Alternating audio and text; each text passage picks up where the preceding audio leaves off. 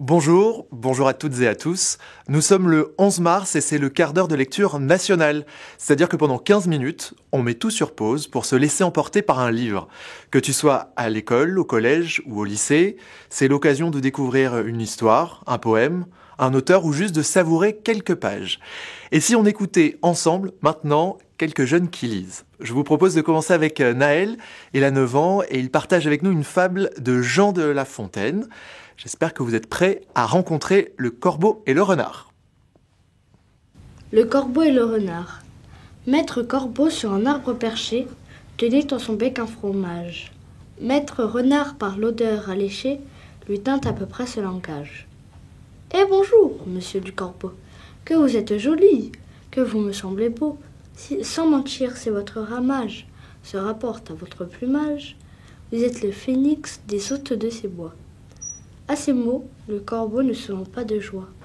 Et pour montrer sa belle voix, il ouvre un large bec, laisse tomber sa proie. Le renard s'en saisit et dit « Mon bon monsieur, apprenez que tout flatteur vit aux dépens de celui qui l'écoute.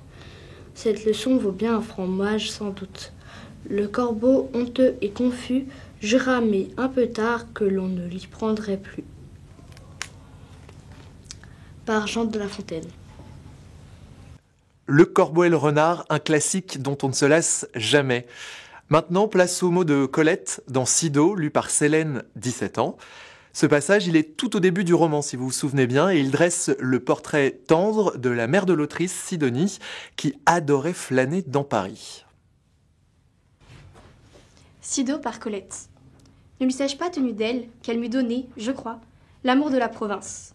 Si par province on n'entend pas seulement un lieu, une région éloignée de la capitale, mais un esprit de caste, une pureté obligatoire des mœurs, l'orgueil d'habiter une demeure ancienne, honorée, close de partout, mais que l'on peut ouvrir à tout moment sur ses greniers aérés, son fenil empli, ses maîtres façonnés à l'usage et à la dignité de leur maison.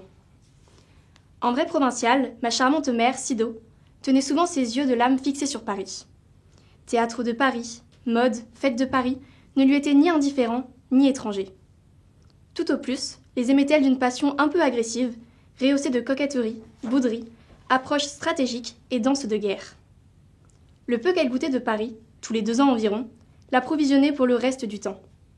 Elle revenait chez nous lourde de chocolat en barre, de denrées exotiques et d'étoffes en coupons, mais surtout de programmes de spectacles et d'essence à la violette. Et elle commençait de nous peindre Paris, dont tous les attraits étaient à sa mesure, puisqu'elle ne dédaignait rien. En une semaine, elle avait visité la momie exhumée, le musée agrandi, le nouveau magasin, entendu le ténor et la conférence sur la musique birmane. Elle rapportait un manteau modeste, des bas d'usage, des gants très chers. Un extrait signé Colette, une écriture sensible qui nous plongeait dans des souvenirs d'enfance. Et si maintenant on partait à l'aventure avec Camille, 14 ans, qui nous embarque avec le Comte de Monte Cristo d'Alexandre Dumas.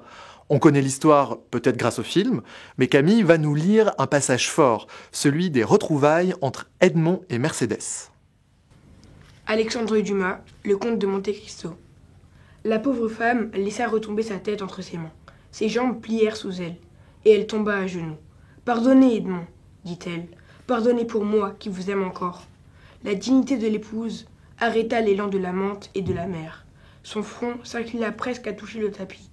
Le comte s'élança au-devant d'elle et la releva.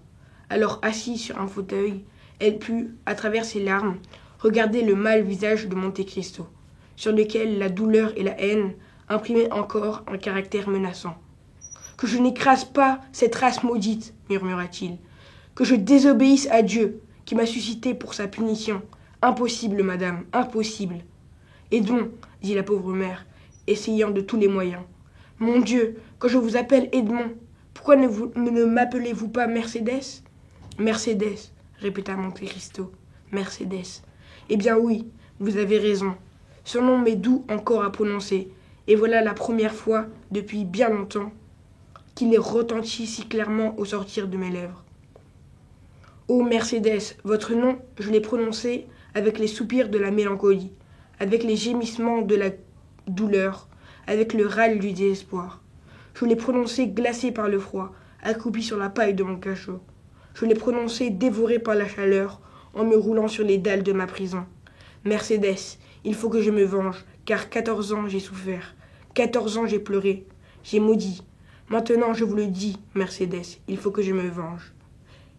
Et le comte, tremblant de céder aux prières de celle qu'il avait tant aimée, appelait ses souvenirs au secours de sa haine. Maintenant, place à la poésie avec Lucille, 12 ans, qui va nous lire le poème poignant d'Arthur Rimbaud sur les horreurs de la guerre franco-prussienne de 1870 avec le Dormeur du Val. Le Dormeur du Val, c'est un trou de verdure où chante une rivière, accrochant follement aux herbes des haillons d'argent. Où le soleil de la montagne fière luit. C'est un petit Val qui mousse de rayons. Un soldat jeune, bouche ouverte, tête nue, et la nuque baignant dans le frais cresson bleu, dort. Il est étendu dans l'herbe, sous la nue, pâle dans son lit vert où la lumière pleut. Les pieds dans les glaïeuls, il dort, souriant comme sourirait un enfant malade. Il fait un somme. Nature berce le chaudement, il a froid. Les parfums ne font pas frissonner sa narine. Il dort dans le soleil, la main sur sa poitrine, tranquille. Il a 2 trous rouges au côté droit. Arthur Rimbaud. Merci Lucille, et pour continuer, c'est Antoine, 10 ans, qui nous fait découvrir un extrait des Saisons de passage d'André Chédid, qui nous plonge dans les souvenirs de son enfance choyée par une mère adorée. Les nuages de André Chédid. Très tôt, tu m'as appris à déchiffrer les nuages. C'était en Normandie. Nous roulions dans une voiture découverte. Regarde là-haut. Dis-moi, à quoi jouent ces nuages? À quoi ressemble celui-là? Elle lève le bras, pointe son index vers le ciel, lâche et rattrape le volant. À un arbre? Et maintenant? À un visage barbu. À présent? À un navire. Non, à un jardin. Tu vois comme ça change? Et maintenant? À un cerceau, à un lièvre, à un nénuphar, à un livre avec des centaines de pages. Tout bouge, comme tout bouge, ajoute-t-elle. Je ne sais vers quoi nous nous dirigeons. Je n'en garde aucune mémoire. Mais de ce parcours, il me reste l'éclat des chemins d'été, des prairies safran, des arbres verts vifs ou sombres. Il me reste la mémoire de vallons irréguliers sous un ciel cinétique. Soudain, son regard s'oriente vers la route et ses propres pensées. Elle est ailleurs, sans doute très loin.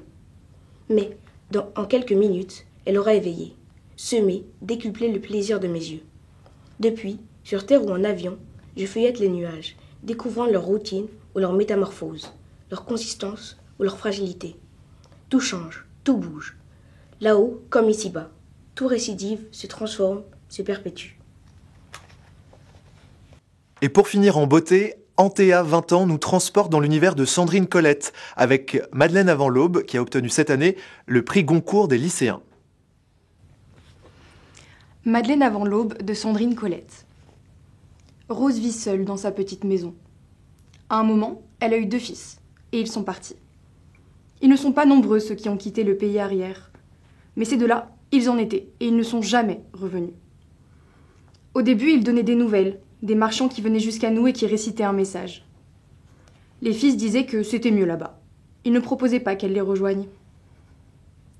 Rose, ça la chiffonnait un peu. Et puis après, elle mettait cela de côté. De toute façon, elle n'imaginait pas laisser son bout de pays. Petit à petit, les missives ont cessé. Les hommes, c'est comme ça, dit-elle. Loin des yeux, loin du cœur. Cela fait 20 ans qu'elle ne les a pas vus. Je trouve ça triste, surtout quand je devine quelques affaires encore pliées sur les couches, et malgré les années, un peu de leur odeur enfouie au cœur des tissus. Rose dit qu'il ne faut pas être chagrin. Il ne faut pas user nos forces avec des questions trop grandes pour nous, des mots que je n'arrive pas à retenir. Moi, je ne suis rien pour elle, rien par les liens du sang. Je suis là, c'est tout. Elle m'a recueilli un jour que tout petit, je crevais de faim sur le chemin. Je suis restée. C'était il y a 8 ans. L'absence des fils s'est installée lentement. Rose a pris l'habitude, comme quand on perd un chien. Les premiers jours, on l'entend encore.